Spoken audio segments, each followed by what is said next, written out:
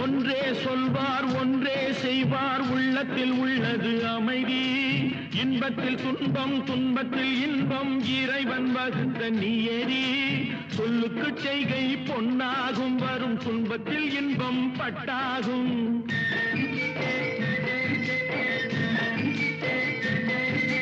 சொல்லுக்கு செய்கை பொன்னாகும் வரும் துன்பத்தில் இன்பம் பட்டாகும் இந்த இரண்டு கட்டளை அறிந்த மனதில் எல்லா நன்மையும் உண்டாகும் எல்லா நன்மையும் உண்டாகும் ஆறு மனமே ஆறு அந்த ஆண்டவன் கட்டளை ஆறு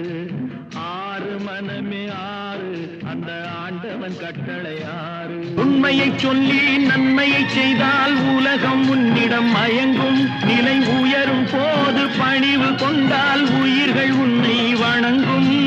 உண்மை என்பது அன்பாகும் பெரும் பணிவு என்பதும் பண்பாகும்